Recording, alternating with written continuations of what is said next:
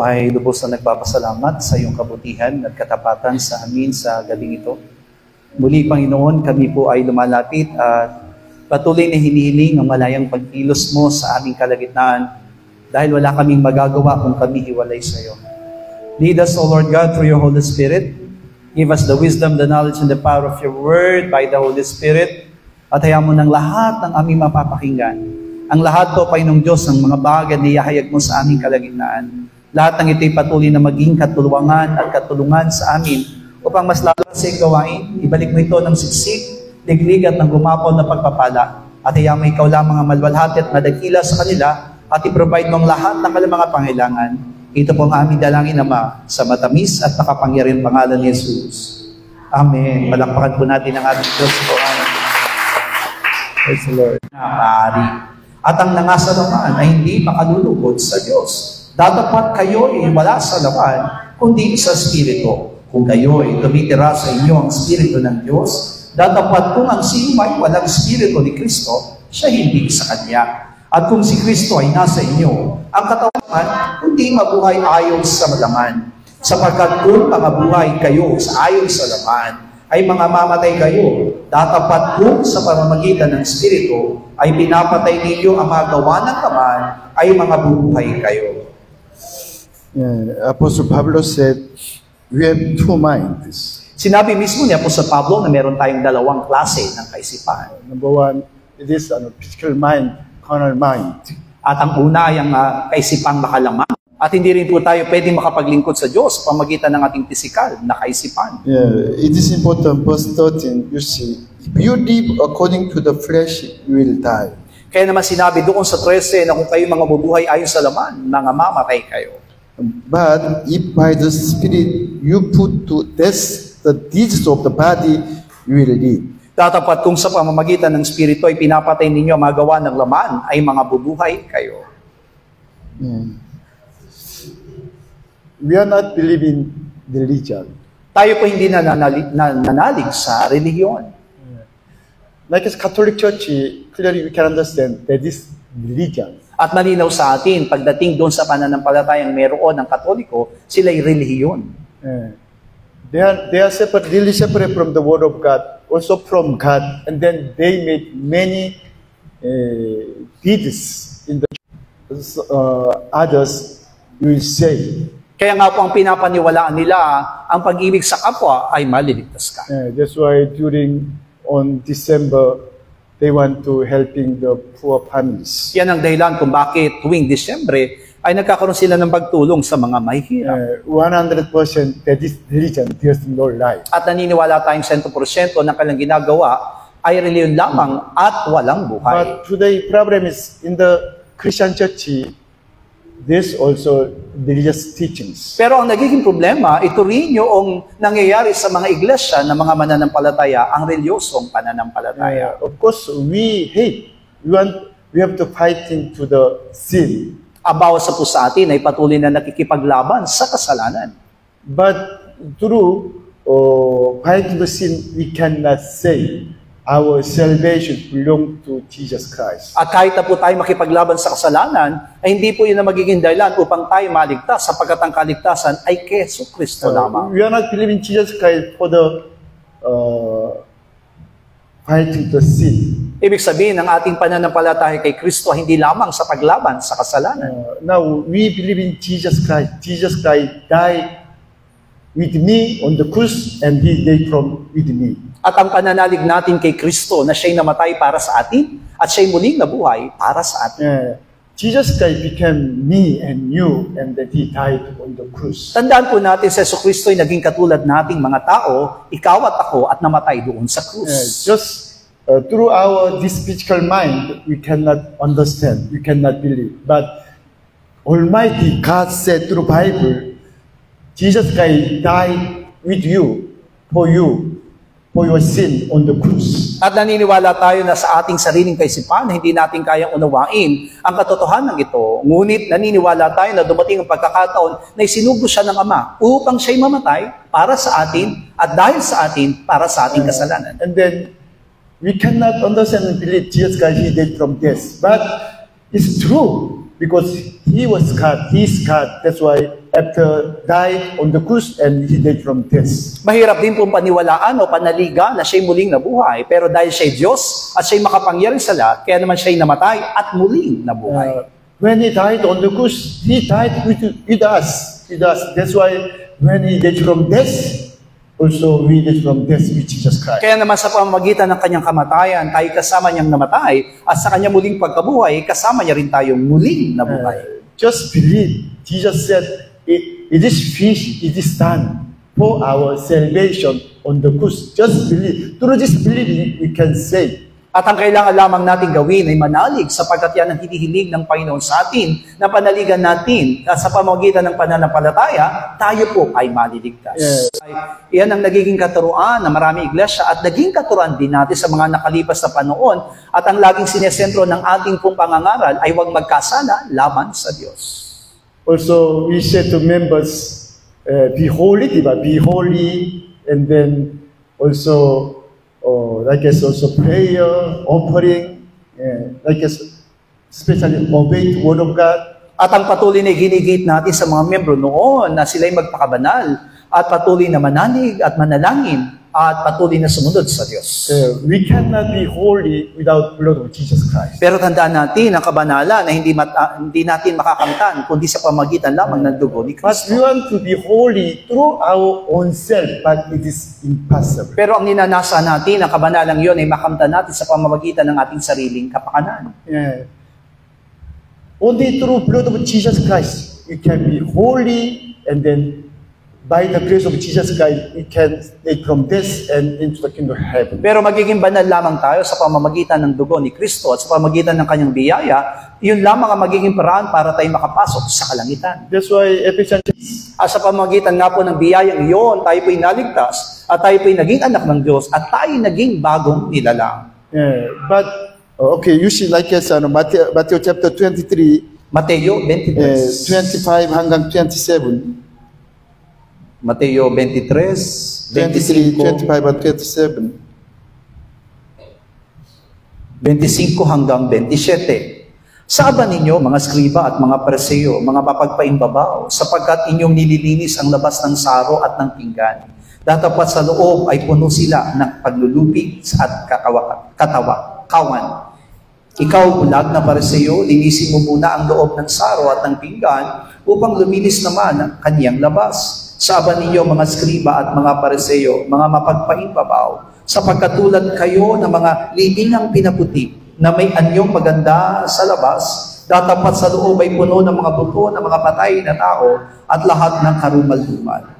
Whole chapter, Matthew chapter 23, Jesus Christ is really angry to scribes and then Pharisees. Makikita nga po natin ang kabuuan ng kabanatang 23 ng Mateo ay naros at ang tanging ginagawa nila ay nagtatayo ng kanilang sariling relihiyon. God called Abraham and then he made Israel by Jacob.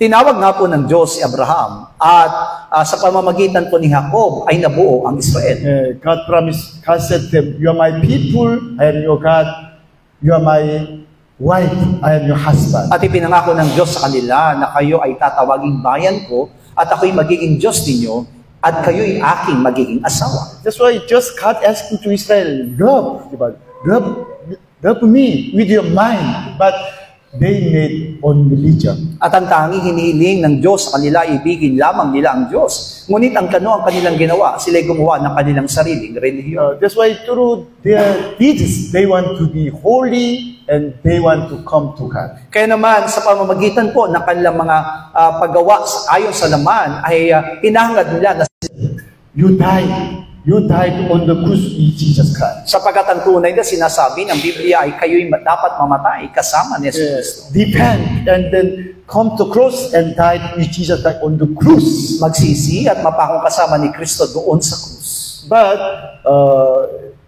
if you want to accept Jesus Christ means through your mind, diba? You old man, through your old man, you want to accept Jesus Christ. Kapag sinabi lamang nating tanggapin si Kristo, opo, matatanggap na natin si Kristo, ngunit ito sa pamamagitan ng ating lumang pagkatao o ng ating mga sariling kaisipan.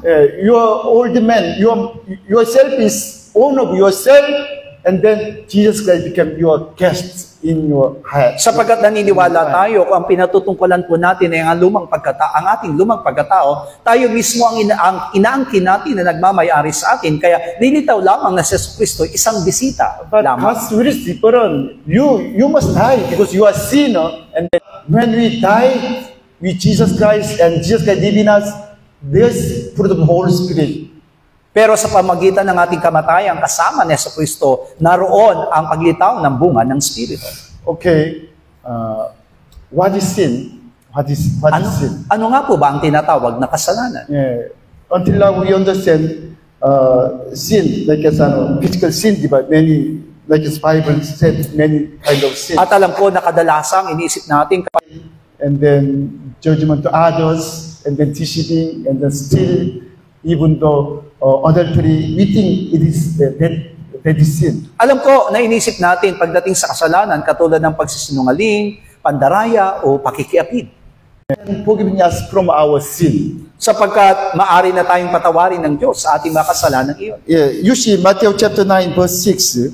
Mateo 9:6. Datapwat upang maalaman ninyo karoon ng pisikal na kaisipan. That is our mind, is our soul. That is our being, our being. At yung kaisipan na yon ay tumutukoy sa ating kaluluwa doon sa ating mismong pagkatao. It is not place, being, but it is not place. Even though the devil cannot stay in our original our mind. Ibig sabihin sa atin, ito hindi lamang isang lugar, kundi ito isang pagkanilalang. Kaya nga po hindi pwede lamang manirahan o manahan si Satanas sa ating kaisipan. When God said to us, you shall be blessed, that time, the Satan spirit into the man's mind. Kaya nga po, nang sabihin ng Diyos doon sa ahas na ikaw ay gagapang, ay kakain ng alabok sa iyong buong buhay, ibig sabihin nito, siya'y nanahan sa ating mga kaluluwa. This Satan spirit cannot stay in our soul and our spirit. Sapagkat ang totoo, hindi naman po talaga pwedeng manirahan ang kaluluwa o spirito ni Satanas sa ating kaluluwa at spirito. Only this Satan's spirit, Satan's sons, like as Matthew chapter 13, Satan's sons can stay in our physical mind. Mateo 10:28.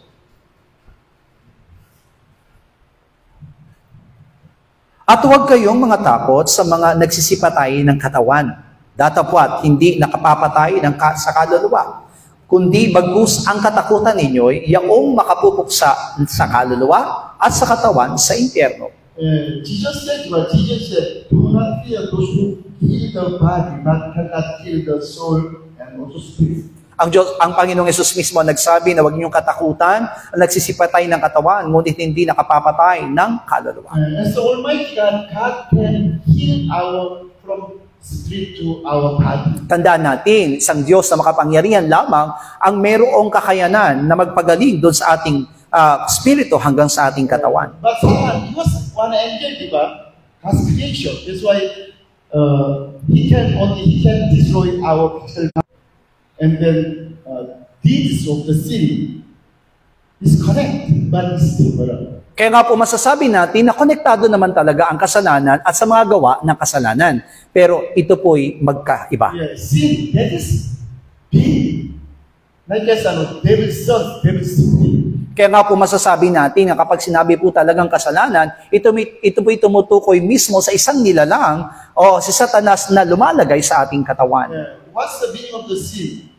The arrow that separate from the target, that is sin, meaning of sin. Ano po bang ibig sabihin ng kasalanan? Ang ibig sabihin ng isang kasalanan, para siyang isang palaso na hindi tumatama doon sa kanyang sentro. Yeah. Because God said to Adam and Eve, do not eat this fruit of knowledge of good and evil. Because when you obey, you understand you are God and you are His people. Sinabi mismo ng Diyos sa kanila na huwag niyong kakanin ng bunga ng pagkaalam ng mabuti at masama sapagkat sa oras na ito inyong kanin ay patuloy niya malalaman ang mabuti at masama. They want to be God, diba? They want to be same with God. That's why they eat the fruit. Pero dahil nga po ang tao ay nagnais na maging parang Diyos, kaya naman hinangad nila na kainin ang bungang ipinagbawal. That is sin, diba? That is sin. They want to be God. They separate from God. That is sin. At masasabi nating kasalanan ng kanilang nagawa sapagkat nais po nila na maging katulad ng Diyos at humiwalay sa Diyos. Yeah, just like this, okay, you see, Genesis chapter 3. Genesis, Kabanatang 3.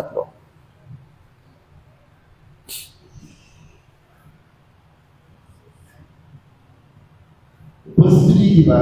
3. Datapat sa bunga ng punong kahoy na nasa gitna ng halamanan ay sinabi ng Diyos, huwag kayong kakain niyaon, ni huwag ninyong hihipuin, baka kayo'y mamatay. Yeah, God did not say do not touch him, but this Satan terrorized. Alam po natin na hindi naman po talaga sinabi ng Diyos na huwag hipuin, pero naroon ang pandarayan ni Satanas sa tao. And then verse 4 also, his diet, you will not surely die. At sinabi nga sa 4 ang pagsisinungaling ni Satanas na sinabi niyang tunay na hindi kayo mamamatay. And then you will be like a scar. At ang sinabi ni Satanas ay kung kakain kayo niyaon, madidilat nga ang inyong mga mata at kayo'y magiging parang Diyos. Yes, 6. At nang makita ng babae na ang bunga ng punong kahoy ay mabuting kanin at nakalulugod sa mga mata. Ang kahoy na mananasa upang nagpapantas sa tao ay pumitas siya ng bunga niyaon at kinain. At binigyan din niya ang kanyang asawang kasama niya at ito'y kumain. Ito mismo yung kanyang kaisipan. People, he did not, when he did not hear the message of the devil, there's no mind, this kind of mind, even though when they saw even the touch the fruit of the land. Sapagat bago nga po niya marinig yung tinig o yung pananalita ni Satanas, ay wala po silang ganitong klaseng kaisipan o pagnanasa na kaisipan, kaya naman mas ninanasa po nila na makain o matikman yung bunga ng pinagbabawal na bunga. Through this physical mind, they eat the fruits. Kaya nga po sa pamagitan ng kanyang pisikal na kaisipan ay kinain nila ang bunga. Hindi ako ang gumagawa nito, kundi ang kasalanang tumitira sa akin. But it is no longer I who do it, but sin that dwells in me. Sinabi mismo ni Apostol Pablo na ngayon hindi ako ang gumagawa nito, kundi ang kasalanang tumitira sa akin.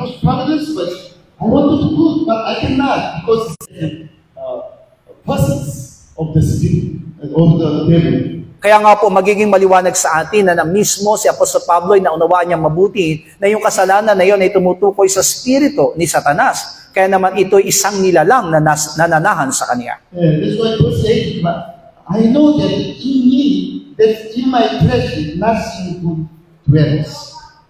Kaya nga po sinabi niya doon sa 18, nalalaman ko na sa akin, sa makatuwidbay sa buong aking laman, ay hindi tumitira ang anumang bagay. Verse 19 and 20, the good that I do, but I do not do, but the evil I will not do, but I practice. Kaya nga po sinabi niya sa 19, ang mabuti na aking ibig ay hindi ko maginagawa. Ngunit ang masama na hindi ko ibig, ang siya kong ginagawa. That's what verse 20,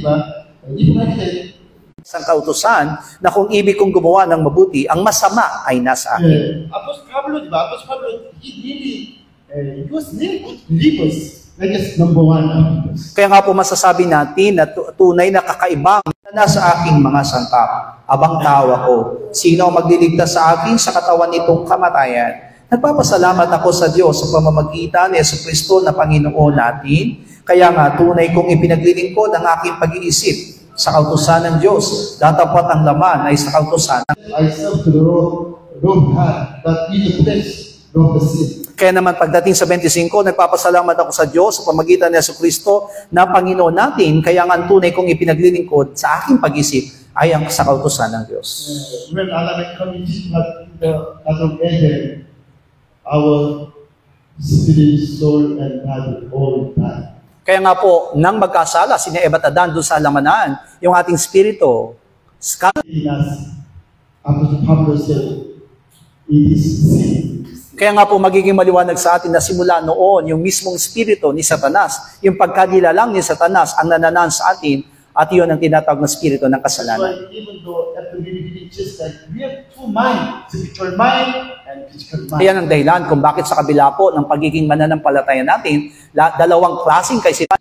Bakit? Sapagkat ito'y sumusunod doon sa daan ni Satanas. And Romans chapter 6 verse 6. Roma 6:6. Na nalalaman natin ang ating datihang pagkatao ay kalakip niyang napako sa krus, upang ang katawang salarin ay magiba, at ang sa gayoy huwag na tayong maalipin pa ng kasalanan. This Romans chapter 6 says about water baptism. Ang tinutukoy po ng Roma Kabanatang 6 ay tungkol sa bautismo sa tubig. Apostle Paul said, Ang bagong nilalang na ngayon kay Kristo. that's why we have old men. Our old man connect first Adam sin. At ang bawat sa po sa atin ay nagtataglay ng datihang pagkatao na siyang konektado naman doon sa unang Adan. We understand this old man is ourselves, our being. Pero I don't know. I don't want to know others. Only I want to know the cross. hindi ako interesado sa ibang bagay, kundi ang tanging kalimutan yung ating datihang pagkatao, hindi po tayo makasunod kay Kristo. Tonight, but maybe you are very tired. But already you overcome your old man, and then now can Jesus Christ. Maaari nga po na sa gabing ito ay ang iba sa atin o lahat tayo ay meron tinatawag na kapaguran, pero sa pamamagitan po na doon sa ating lumang pero kung ang mananaig sa atin ay yung ating datihang pagkatao, yung ating pisikal na kaisipan, maaari hindi tayo makadadalo ngayon sa ating pong araw ng panalangin. We have two minds, spiritual mind and physical mind. Kaya nga po magiging maliwanag sa atin na taglay natin ng dalawang kaisipan, pisikal na kaisipan at spiritual na Our kaisipan. old man is our physical mind, not spiritual mind. Kaya nga po yung datihang pagkatao natin ay tumutukoy doon sa pisikal na kaisipan at hindi spiritual na kaisipan. As children, you creation. That's why we have an old man who belong to our physical mind. Bawat sa po sa atin ay tunay na anak na ng Diyos at mga bagong nilalang. Kaya naman yung ating, hindi na tayo kabilang doon sa pisikal na kaisipan, kundi doon sa spiritual na kaisipan. There's no good in our body, only sin and death in our body. Sapagkat ang totoo, wala naman talagang mabuting masusumpungan sa ating katawan. Ang tanging masumpungan dito ay kasalanan at kamatayan. Usually, all kinds of sin, that is connect to our physical body. Kaya nga po masasabi natin na lahat ng mga kasalanang ating nalalaman ay konektado sa ating pisikal. That's why we have to overcome this physical mind because that is connected to sin. Kaya naman kailangan natin mapagtagumpayan ng ating pisikal na kaisipan sapagkat ito'y laging konektado sa kasalanan. That's why in Romans chapter 6 verse 6, diba, when our old man put by Jesus Christ, that time, the body of sin might be done away with destroy our body of sin. Kaya naman sinabi din sa is ng Roma, na dati ang pagkatao natin kalakip niyang napako sa krus upang ang ating salarin ay magiba. Ibig sabihin yung maligtas na tayo doon sa kasalanan. Before Adam and commission to God, they had no sin, diba? Holy God, even the whole they had holy God. Bago po nagkasala si Adan at Eva ay mayroong kabanalan ng kanyang pisikal. But when they obeyed the devil, God said, this as you shall eat the dust holy in your day. Pero nang sumunod po sila doon sa mismong salita ni Satanas, ay sinabi ng Diyos kay Satanas na sa iyong buong buhay ang kakanin mo'y alabok. That time sin, Satan into our body. Ibig sabihin si Satanas, yung pagkanilalang ni Satanas ay lumagay sa ating katawan. That's why even though like Apostle Pablo, good believer, but he cannot really 100% obey to God because of the physical body. Iyan ang dahilan kung bakit sa isang mabuting mananampalatayang katulad ni Pablo ay hindi kayang gumawa ng lubusang mabuti sapagkat nasa kanyang katawan yung si Satanas. So he said, through the spiritual mind, I serve the word of growth, but through his physical body, serve to sa pamagitan ng spiritual na kaisipan ay naglilingkod ako doon sa salita ng Diyos at sa Diyos. Pero sa pamagitan ng aking pisikal na katawan ay naglilingkod ako sa kasalanan. Yes, but Romans chapter 6 verse 6 he said, not only our old man died on the cross. With our old man, our body of sin destroyed on the cross. Sinabi dito na hindi lamang ang dating pagkatao ang nakalakip na napako sa krus, kundi maging yung ating katawang salarin ay nagiba sa This krus. is Romans chapter 6, diba? Because if you are in your physical body, you cannot the slave of the Catholics, only slave to sin. Tandaan po natin na ang binabanggit po ng Roma Kabanatang 6, kung susundin po natin ay ang gawa ng ating mga laman, hindi po tayo maaring maging alipin ng Diyos, kundi maging alipin lamang ng kasalanan. Tonight you have to understand what is sin. Kaya nga po sa gabing ito, naunawaan natin kung ano ang kasalanan. Personal, your sin, diba? Even the simple mind, that is not original sin. That is fruit of the sin. Maari nga po tayo ay meron tinatawag ng mga personal na kasalanang nagagawa, pero tandaan natin na yan ay bunga lamang ng tunay na kasalanan. Sin, that is Satan's being. That's why sin into the man, into the world. Sapagkat ang tunay na kasalanan ay ang nilalang na si Satanas na siyang lumagay sa ating pisikal. That's why this sin into the body, our body, and dwelling in our body all our life. Kaya naman yung kasalanan na yun ay nanaan sa ating katawan at ito'y imaalipin sa ating katawan buong buhay natin. That's why until we meet Jesus Christ, until we die, we can see two minds, spiritual mind and physical mind. Yan ang dahilan kung bakit hanggang sa pagparito ng ating Panginoong Hesus, mananatili at tataglayin natin ng dalawang klaseng kaisipan, pisikal at spiritual na kaisipan. Okay, James, Santiago chapter 3, verse 14 to 18. Santiago 3, 14 hanggang 18. Ngunit kung kayo ay mayroong mapapait na paninibugho at pagkakampi-kampi sa inyong puso, ay huwag ninyong ipagmapuri, huwag magsinungaling laban sa katotohanan. Hindi ito ang karunungang bumababa mula sa itaas, kundi ang nauukol sa lupa, sa laman, sa diablo. Sapagkat kung saan mayroon paninibugho at pagkakampi-kampi, ay doon mayroong kaguluhan at lahat ng gawang masama. Ngunit ang karunungang buhat sa itaas, ay unang-unay malinis sa kamapayapa, banayad, madaling panaigan, puspos ng kaawaan at ng mabubuting bunga, walang inaayunan, walang pagpapaimbabaw, at ang bunga ng katwiran ay natatanim sa kapayapaan sa mga nagsisigawa ng kapayapaan. Yeah, verse 14, this kind of mind, this of sin, that is not from above the heaven. Sabi dito mismo sa ating binasang talata, ang lahat ng mga bagay nito hindi galing sa itaas. Yes, but this is from the earthly, but from the Garden of Eden, and then central, and then demon, from the devil. Kundi ito'y nauukol sa lupa, sa laman, o sa diablo. Hallelujah. Amen. Yeah, this is fruit of the devil. Ito po yung bunga ng diablo. Yeah, but thanks God, because Jesus Christ now leading us by the Holy Spirit. Pero salamat sa Diyos sapagkat si Kristo'y nananaan sa atin sa pamagitan ng Espiritu Santo. Why? Because God created us as His image. Bakit? Sapagkat nilikha tayo ng Diyos ayon sa kanyang God larawan. is spiritual, He is Almighty God. Ang Diyos ay Espiritu at siya'y makapangyarihang Diyos. That's why God wants to reveal Himself, His love, His character through man, through His people. Pero nais niyang mahayag sa pamamagitan po ng mga tao, ng kanyang mga nilalang.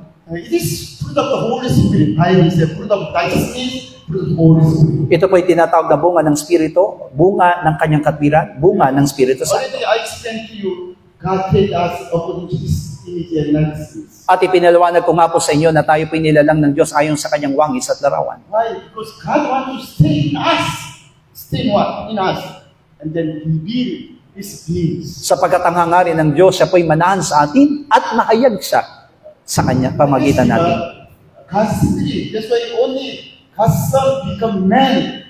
God can reveal God's beings. Ang Diyos ay Espiritu, ngunit nahayag siya sa pamamagitan po ng kanyang bugtong na anak na nagkatawang tao. Yeah, that's why Bible said, Bible said, Jesus Christ is the image of God. Kaya nga po sinabi mismo na po sa Pablo na si Jesus ang larawan ng Diyos. And then God the Father, God revealed His will, His plan, His being, His mind, His character, everything, His glory, everything through His Son. Yan ang dahilan kung bakit ang lahat ng kanyang kalooban, ang lahat ng kanyang plano, ang lahat ng mga bagay na kanyang kaisipan ay nahayag sa pamamagitan po ng kanyang anak na si That's why Jesus. last Thursday, I showed to you the glory of Lord.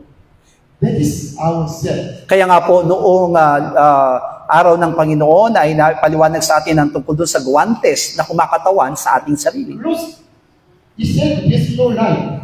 Na sa kanyang sarili lamang ay wala siyang sariling buhay. This cloth, it is for our hands. Ibig sabihin, siya po ay magkakaroon lamang ng buhay para dahil sa ating mga kamay. When our hand into the cloth is moved by our hand. Kaya nga po, nakakagalaw yung guwantes na yon sa pamamagitan ng ating kamay. Same style God made us according to His image. At yun din ang katulad ng pagkakalikha sa atin ng Diyos, nilikha tayo ayon sa kanyang wangis at larawan. That's why from Ephesians chapter 1, it says about predestination, God wants to unite with us in Christ Jesus. Kaya nga po binabanggit ng Efeso Kabanatang 1 na sa mula pa lamang ay naroon na yung pagtatalaga sa atin na maging kaisa ni Jesucristo. That's why Old Testament time comes outside in the tabernacle. Kaya nga po sa lumang tipan, nananatili sa labas ang ating Diyos sa labas ng tabernakulo. Yeah, but 2 years ago, God's Son, Jesus Christ, came to us with God. Pero 2,000 taon nakalipas sa pamamagitan po ng kanyang bugtong na anak, ang Diyos ay sumaatin. But Jesus said, it is good for you to go back to Father, and then I can send you Holy Spirit. Kaya naman makabubuti sa inyo sa aking pag-alis, sapagkat sa aking pag-alis ay padadala sa inyo ang Espiritu Santo. Because God can stay in us by the Holy Spirit. Sapagkat mananatili sa atin ang tatlong person ng Diyos sa pamagitan ng Espiritu Santo. It is Emmanuel, God with us forever by the Holy Spirit. At ito po ay tinatawag na Diyos na Emmanuel, na kung saan siya'y sumasa atin magpakailanman.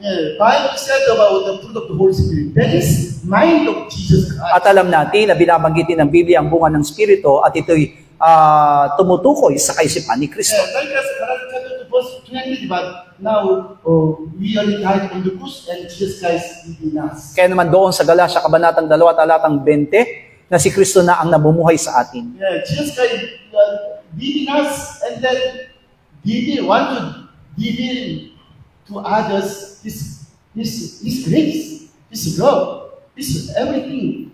At sa pamagitan ng pananahan niya sa atin, ay nais niyang mahayag ang kanyang biyaya at lahat ng sa kanya. It is fruit of Holy Spirit. Iyan ang bunga ng Espiritu. Okay, Galatians chapter 5, Galatia 5, 19 hanggang 24. 19 hanggang 24. Datapwat kung kayo'y pinapatnubayan ng Espiritu, ay wala kayo sa ilalim ng kautusan. At hayagang magawa ng laman sa makatwid ay ang mga ito: pakikiapid, karumihan, kalibugan, pagsamba sa Diyos-Diyosan, pangkukulam, mga pagtataniman, mga pagtatalo, mga paninibugho, mga pagkakakaalitan, mga pagkakampi-kampi, mga pagkakabahabahagi, mga hidwaang pananampalataya, mga kapanaghilian, mga paglalasing, mga kalayawan at mga katulad nito. Tungkol sa mga bagay nito ay aking ipinagpapaunang ipaalala sa inyo, tulad sa aking pagpapaalala ng una sa inyo, na ang mga nagsisigawa ng gayong bagay ay hindi magsisipagmana ng kaharian ng Diyos. Datapwat ang bunga ng Espiritu ay pag-ibig, katuwaan, kapayapaan, pagpapahinuhod, kagandahang loob, kabutihan, pagtatapat, kaamuan, pagpipigil. Laban sa mga gayong bagay ay walang kautusan. At ipinako sa krus na mga kay Kristo Jesus ang laman na kasama ng mga masamang pita at mga kahalayan nito. Verse 24, but those who are Christ have crucified the flesh with its pleasure and desires. Sinabi dito, ipinako na sa krus na kasama ni Kristo Jesus ang laman, kasama ng mga masamang pita. It is Romans chapter 6, verse 6, diba?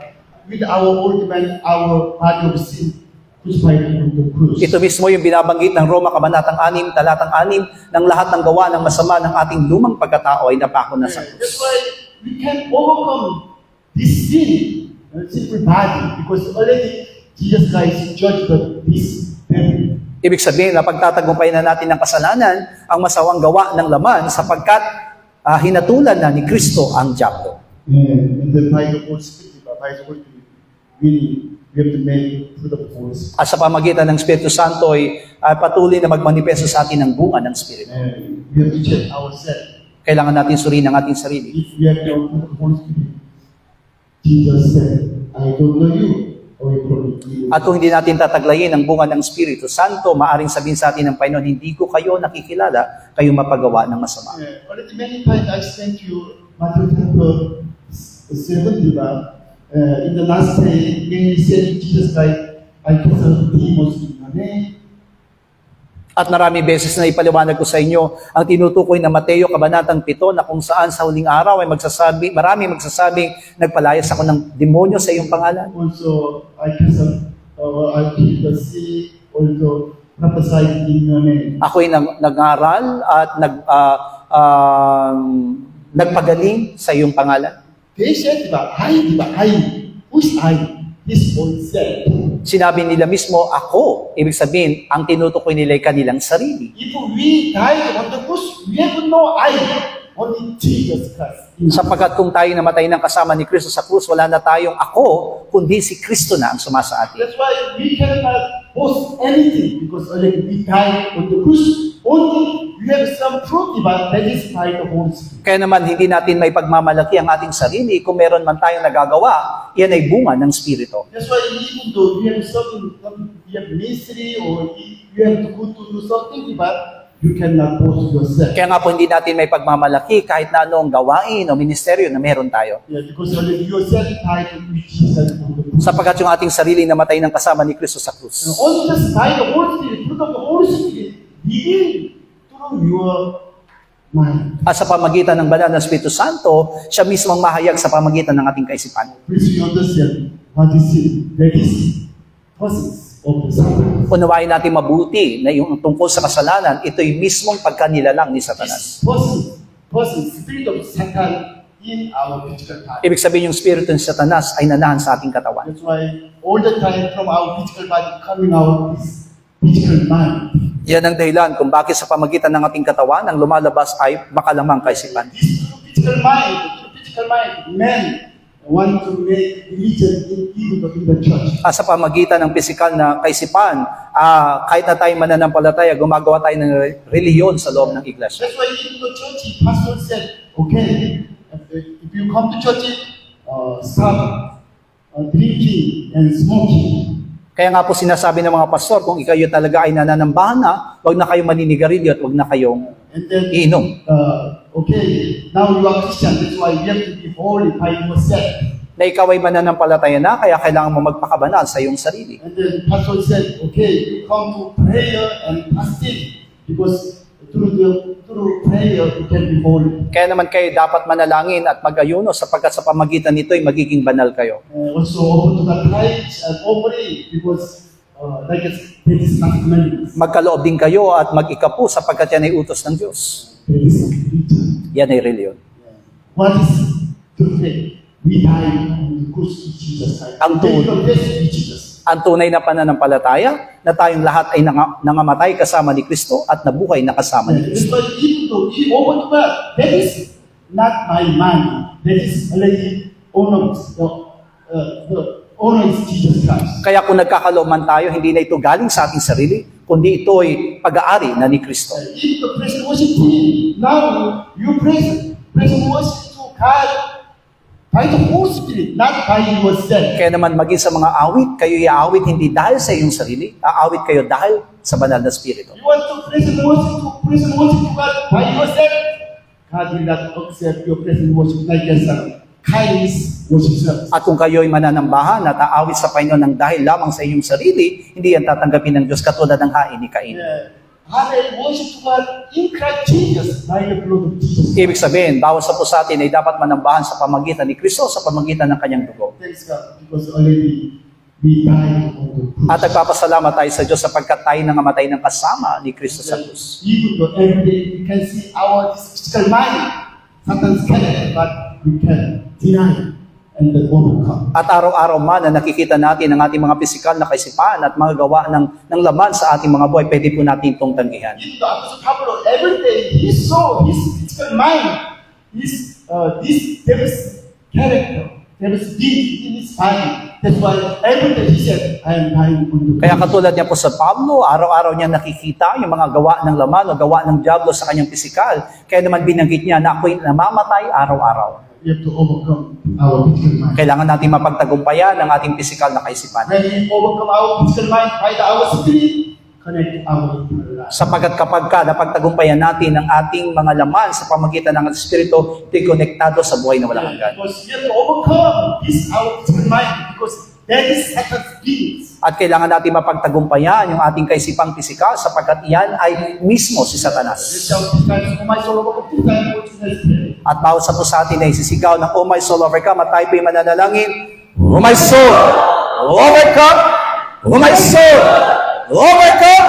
And oh my soul, overcome!" Ama naming Diyos, salamat sapagkat niliwanag mo sa amin ang lahat ng bagay at patuloy namin naunawaan, Panginoong Diyos. At sa pamamagitan nito'y makikita namin ang aming mga buhay na lalago sa aming mga paglilingkod at pananampalataya. Tulungan mo kami mapagtagumpayan ang gawa ng laman. Tulungan mo kami mapagtagumpayan ang kaisipan na makalaman. Sa pamamagitan po ng kaunawaan sa iyong mga salita ay makikita namin ang aming mga buhay, Panginoong Diyos, na sumusunod sa iyong katwiran at sa iyong dakilang kalooban. Salamat po, Ama, sapagkat namatay si Kristo para sa amin at sa pamamagitan ng kanyang kamatayan, patuloy namin mapagtatagumpayan ang aming pisikal na kaisipan at hindi mananaig ang pisikal na aming kaisipan, Panginoong Diyos, kundi mananaig ang iyong Espiritu sa buhay ng bawat sa amin upang kami lahat ay makapaglingkod, makasunod at magawa namin ang lahat ng layunin at kalooban mo para sa aming mga buhay. Salamat sapagkat nililiwanag mo maging ang mga tututing bagay na ito, Diyos, at sa pamamagitan mo'y lumalago. Tumitilay kami sa aming mga pananampalataya. Tumitilay kami na gawin ang lahat ng layunin at kalooban mo po para sa aming mga buhay. Salamat, Panginoong Diyos. Let my soul overcome! Let my soul overcome! And let every one of us, Lord, overcome our physical mind, Panginoong Diyos.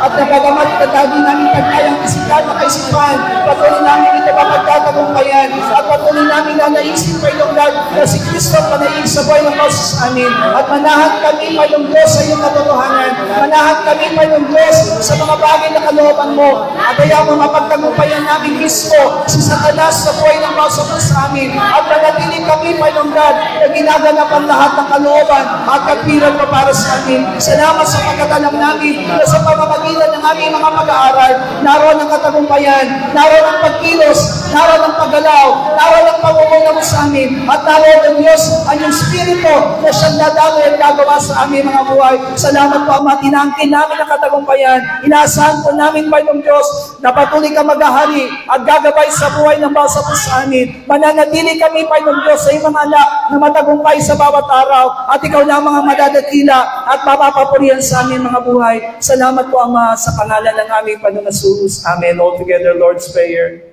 Ama naming nasa langit, sambahin nawa ang pangalan mo.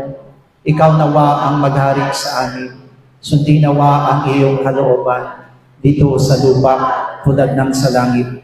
Bigyan mo po kami ng pagkain kailangan namin sa araw na ito at patawarin mo po kami sa aming mga kasalanan tulad ng aming pagpapatawad sa mga nagkakasala sa amin, at huwag mo kaming iharap sa mahigpit na pagsubok, kundi ilayo mo po kami sa masama, sapagkat iyo ang kaharian at ang kapangyarihan at ang kapurihan magpakailanman. Amen. God bless you.